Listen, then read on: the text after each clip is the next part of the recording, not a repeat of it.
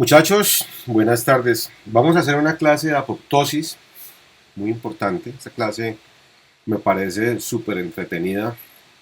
Normalmente uno tiene que referirse a la apoptosis, o le gusta a uno referirse a la apoptosis cuando habla de la muerte celular. Así que uno asumiría, ¿sí? Pues que está hablando del final. Pero resulta que no estamos hablando del final. Y lo digo porque la apoptosis, siendo un proceso de muerte celular, no conlleva obligatoriamente en la mente humana a que uno tenga que tener ese proceso pues de que inicia, va en la mitad, desarrolla y termina. No, no. La idea aquí es que nosotros sepamos que la apoptosis, la muerte celular, ocurre todo el tiempo.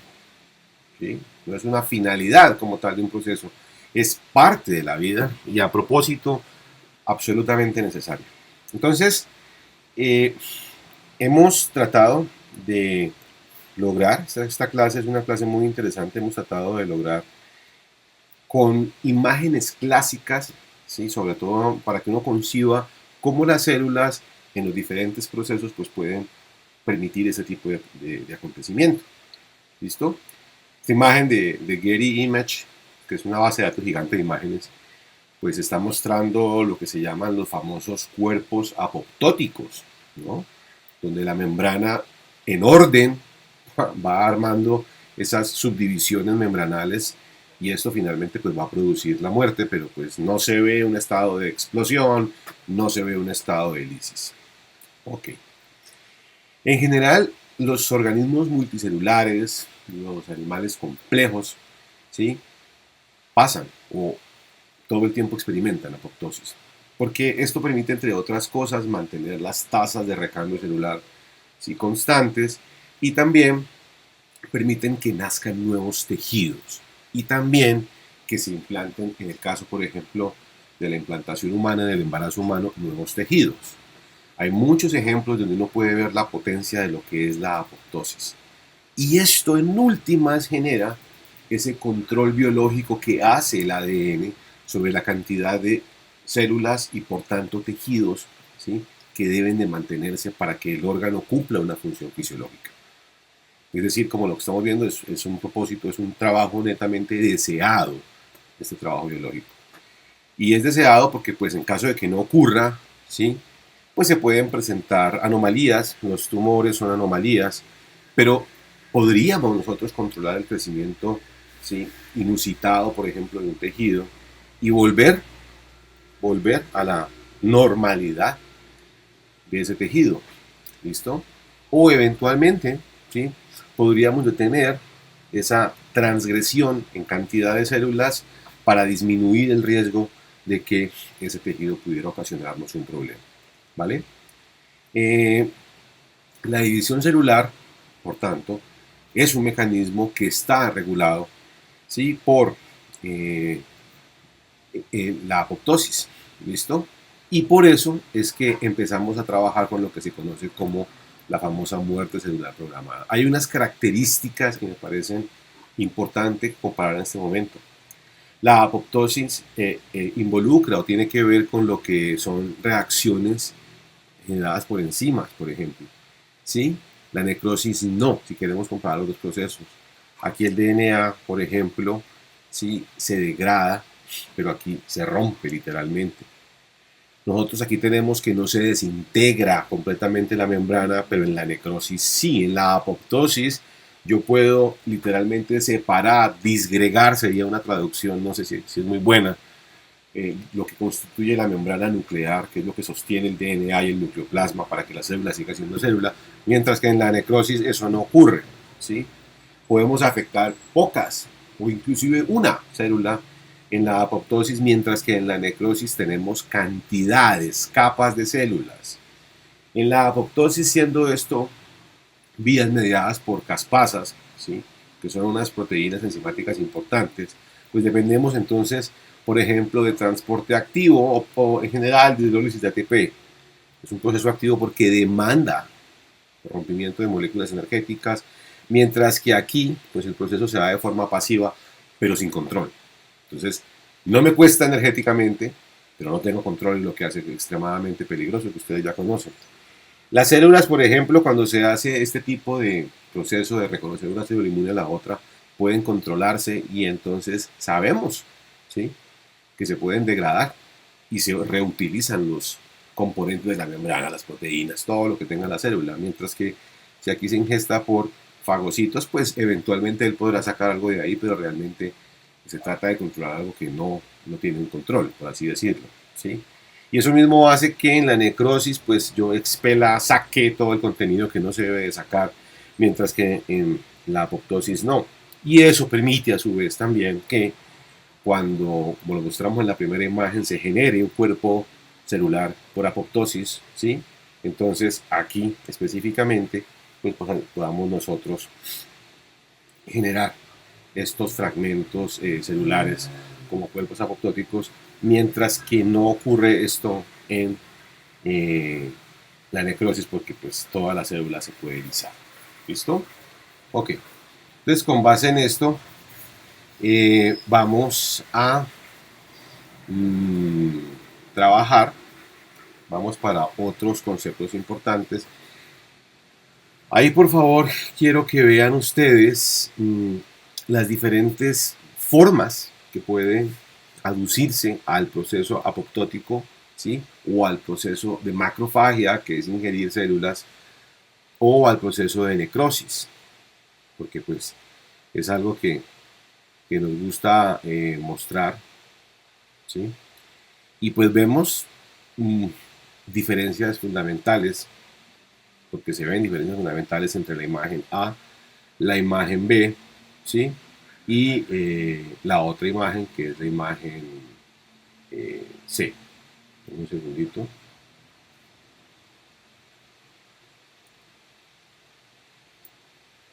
Entonces, pues con base en esto, un segundo.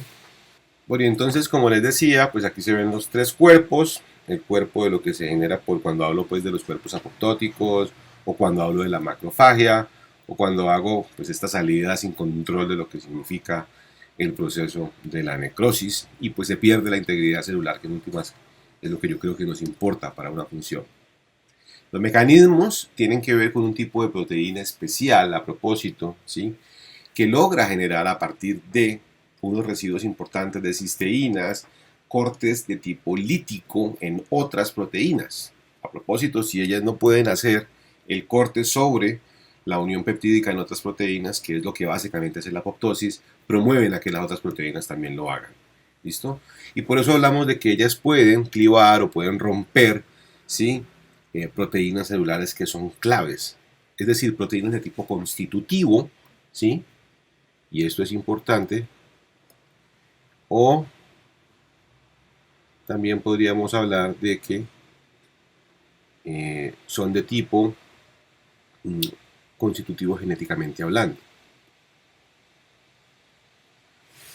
¿Listo? Bueno. Ok. Entonces, con base en esto, vemos que podemos activar, entre otras cosas, ¿sí?, por ejemplo, DNasas, o podemos activar también, por ejemplo, las proteínas que rompen lo que son los fragmentos de las láminas nucleares, ¿listo? O eventualmente enzimas de tipo digestivo, de tipo lítico, ¿listo?, como la gersolina. Cualquiera de esas proteínas, las DNasas, ¿sí?, o por ejemplo las láminas nucleares, o por ejemplo también las hexolinas, son importantes para este propósito, ¿vale? Bueno, entonces denme un segundo.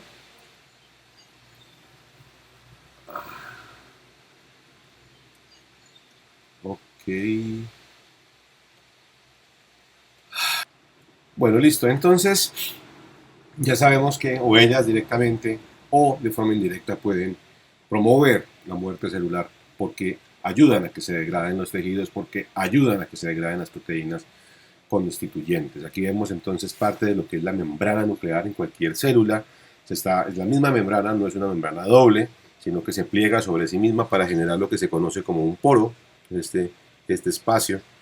Y se sostiene entonces también, como lo vimos en clases pasadas, por citoesqueleto. Y ese citoesqueleto que estamos viendo, pues está constituido pues básicamente por tipos de filamentos intermedios, que ya vimos que se apareaban en pares, a propósito, hasta 8 pares para generar las famosas fibrillas. y que en este caso son responsables de la constitución, de la integridad de las células. Así que si yo degrado este ambiente, pues voy a poder liberar completamente lo que es mi ADN, y si libero mi ADN, pues estamos hablando, por supuesto, de la muerte celular. Por lo tanto, la actividad de las caspasas resulta en lo que se llama una destrucción controlada de la célula, ¿correcto? Y por eso estamos viendo que podemos, ¿sí?, degradar el ADN nuclear si activamos, ¿sí?, a este tipo de proteínas, ¿vale? Se llaman o se conocen también como nucleasas, ¿vale? También tenemos que podemos desensamblar.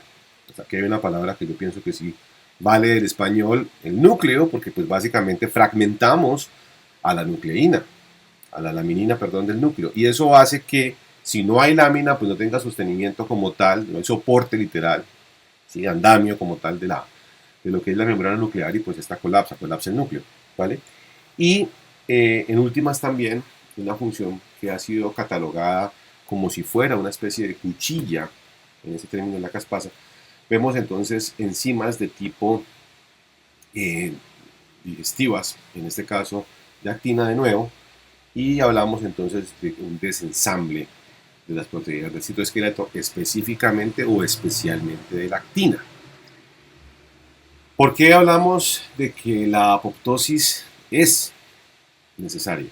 Porque entre otras cosas podemos nosotros mostrar cómo, gracias a la muerte celular programada, los tejidos en los mamíferos, y eso nos incluye a nosotros, estamos hablando de la cuarta, por ahí más o menos de la quinta, adelante yo diría que entre sexta, quinta y séptima semana de vida, cuando empezamos a hacer lo que es la separación completa de las falanges, en esos primordios del embrión. Eso está clasificado por Carnegie en los estadios de Carnegie, cuando usted vio neurobiología. Se muestra entonces la separación, ¿sí?, de ese tipo de estructuras, y esa separación pues consta básicamente en que los tejidos, ¿sí?, pues tienen que colapsar, pero ese colapso tiene que generar una función fisiológica mucho más avanzada, que es tener pues dedos separados, como es lo que estamos viendo entonces en esta imagen de aquí abajo. Y no solamente se está cumpliendo, ¿sí?, con varios animales, con muchos mamíferos en general, también se cumple con reptiles. La apoptosis es un mecanismo hecho por la evolución, y por lo tanto va a funcionar en, ¿sí?, muchos grupos de organismos como tal. Entonces, en el libro de Alberts que yo les puse, aquí hay unas imágenes muy llamativas, y entonces vemos que existen lo que llamamos nosotros dominios de proteínas. Y las proteínas tienen unas regiones específicas que funcionalizan la proteína. Escuchen bien lo que estoy diciendo. Yo soy la proteína de saludo, mi dominio de proteína, para poderlo saludar a usted, es mi brazo. Y el motivo de proteína son los 5 dedos. Los 5 dedos hacen parte del dominio, que también hace parte de la proteína. Entonces, y esto es importantísimo, ¿no?, porque esto ha permitido en la biología molecular hacer unos avances enormes. Es saber al punto, tal vez hablamos de pronto muy específicos, demasiado específicos, y eso no le gusta a mucha gente, porque parece que entonces fuéramos solamente la suma de las partes, ¿sí?, pero no en sentido sinérgico, sino que nos quedáramos como si fuéramos una pequeña reacción o un grupo de pequeñas reacciones. No, no es así. Nosotros somos, obviamente, la suma de las partes a nivel sinérgico, pero necesitamos entender que los acoples a nivel molecular que se hacen, y hablando de química y de energía, ocurren solamente en ciertos puntos. Hoy en día sabemos que podemos atacar a virus como el COVID-19 y a todas esas cosas porque podemos reconocer cuáles son los puntos de ataque específicos. Y de ahí la importancia de los términos como motivo y dominio.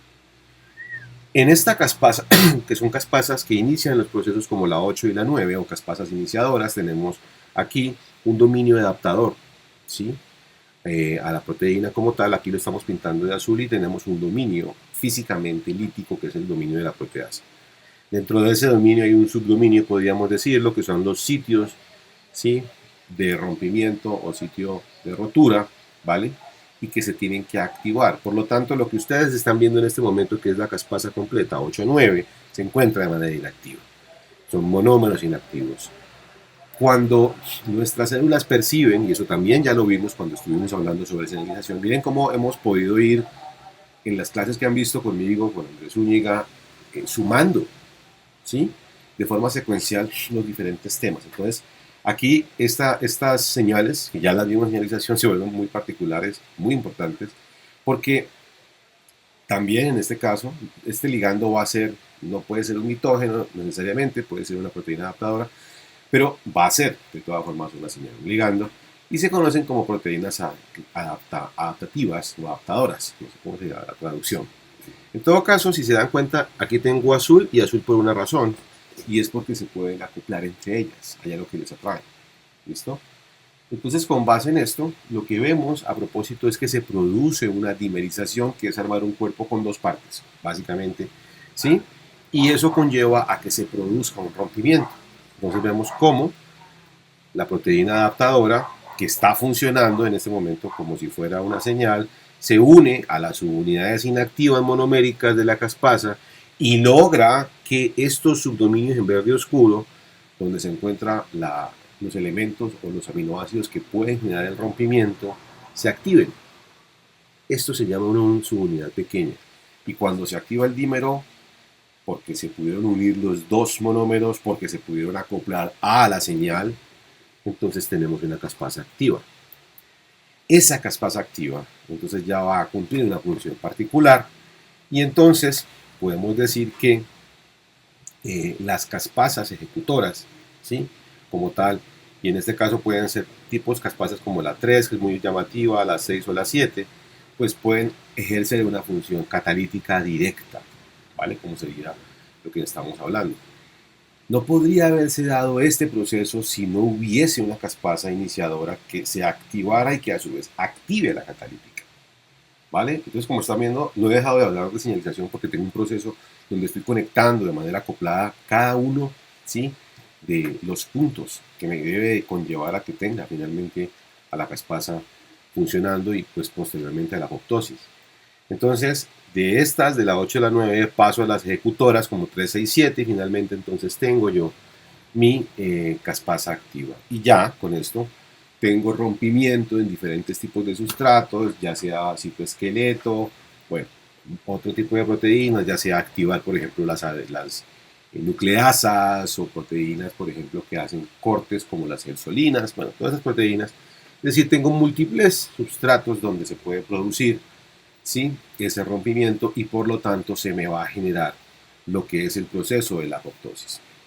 Aquí vemos un ejemplo clásico, ¿sí?, de estas proteínas a propósito, que se llaman CAD, que son endonucleasas, y cómo ella permanece inactiva, ¿sí?, con un dominio importante proteico que se tiene que liberar, pero que solo se libera si se acopla directamente a la caspasa ejecutora, que a su vez tiene todo lo que ya contamos. Si yo libero entonces el freno, ¿sí?, de esta nucleasa como tal, pues ella ya puede entonces romper directamente, ¿sí?, o al DNA o eventualmente a las histonas tipo H1, que son las que permiten unir los nucleosomas, que son estos yoyitos todos lindos y que mantienen la identidad de la cromatina. Y pues si no tengo cromatina, pues básico, no tengo ADN. Y eso se puede ver pues porque vemos en una electroforesis como a las 12 horas yo veo un montón de fragmentos que eventualmente no se veían cuando arranca el experimento. Y esto es elegante porque las células y las señales moleculares saben en qué parte geográfica del tejido están y por lo tanto esto se hace de una manera coordinada, como lo pueden darse cuenta ustedes, como se pueden dar cuenta.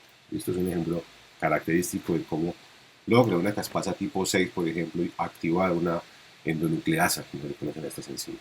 Bueno, pues aquí estamos viendo ya lo mismo. En últimas, entonces, lo que tenemos es que pues, el proceso de la apoptosis se ha generado. ¿Listo? Muchas células, a propósito, producen, ¿sí?, lo que se llaman proteínas de inhibición. ¿Listo? Como vemos acá. Y esas proteínas de inhibición ayudan a controlar el progreso, la progresión, podríamos decirlo, de las vías extrínsecas. Y en las vías extrínsecas, las señales, partimos de que la apoptosis se capta por señales que vienen de afuera de la célula.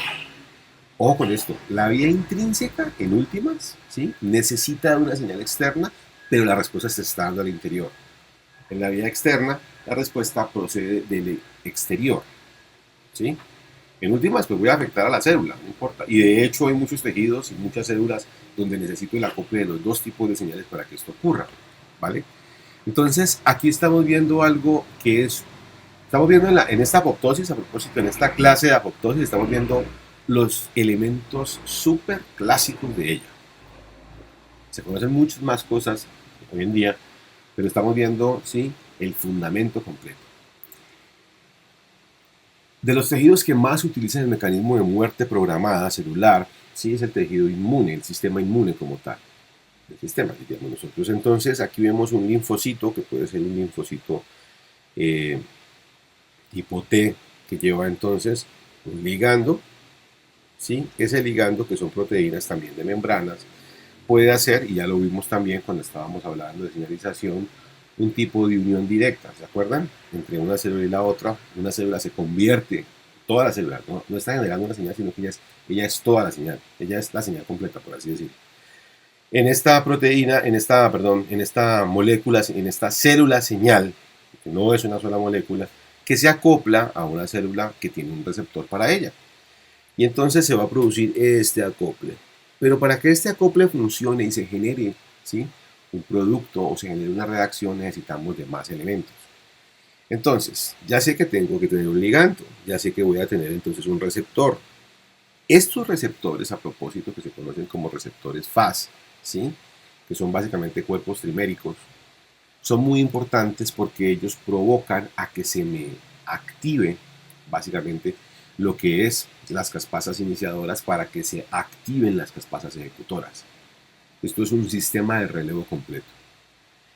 Cuando se van a acoplar, ¿sí?, la célula que va a recibir la señal, en este caso del ligando tipo Fas, tiene pues básicamente un receptor, ¿sí?, donde vemos, ¿sí?, un dominio de muerte, ¿sí?, un dominio efector, ¿vale?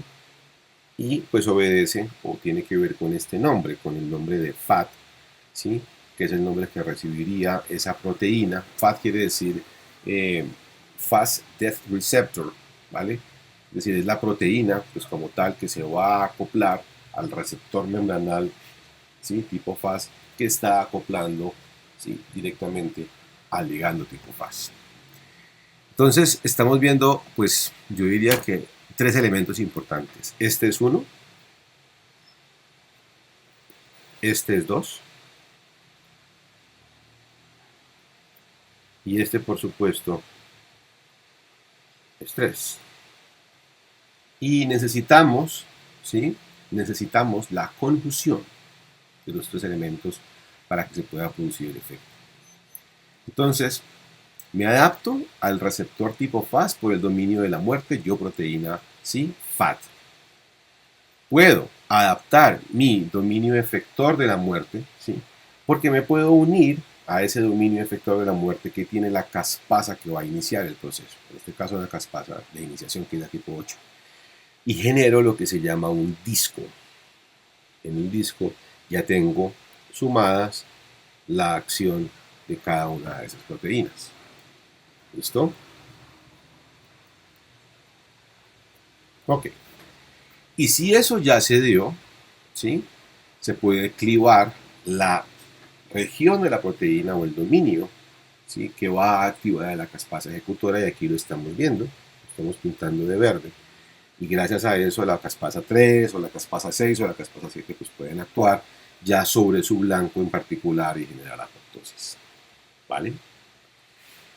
Hubo un descubrimiento muy grande cuando se estaba trabajando, ¿sí?, con linfomas de células B, y entonces aquí nacieron una familia, nació el conocimiento de una familia de proteínas importantes que se llaman las famosas proteínas BCL2.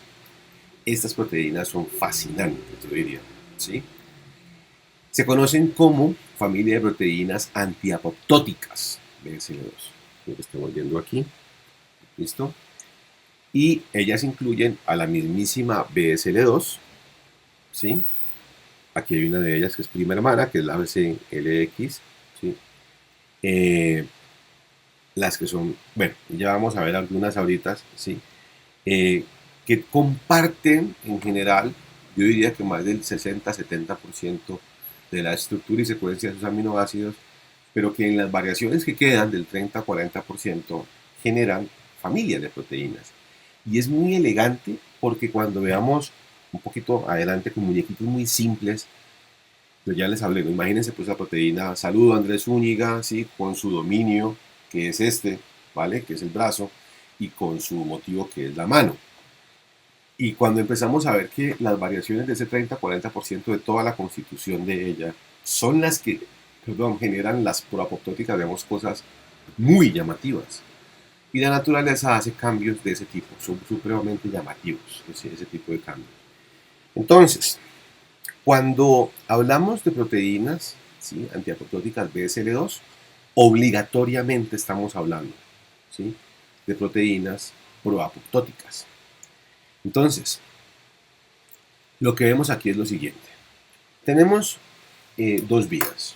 Una que necesita de un estímulo externo y otra que, a pesar de que, ojo, se produce con base, ¿sí? En un estímulo externo, inicia su proceso al interior, específicamente en el citoplasma, al interior en la mitocondria. Entonces aquí estamos viendo un ejemplo de esto, del interior, algo que se llama la vía intrínseca. Y entonces vemos cómo llega un estímulo apoptótico. ¿Listo? Y nosotros estamos viendo aquí un tipo importante, ¿sí? De citocromo. Este citocromo, a propósito, es el citocromo C. El citocromo C es una proteína muy llamativa, es una proteína de tipo ubicuo que se está moviendo entre las proteínas de la membrana interna de la mitocondria y que ayuda, entre otras, a poder mover a los electrones de la cadena transportadora de electrones. Entonces, pues de hecho no hay ATP, no hay respiración celular, no hay energía que valga si no hay citocromo C. Y por lo tanto la evolución en la mayoría de organismos pues la ha mantenido. Se sabe, y es un signo inequívoco, que encontrar citocromo C fuera de su ambiente, en la membrana interna de la mitocondria, conlleva que la célula está en problemas. Normalmente que esté muerta.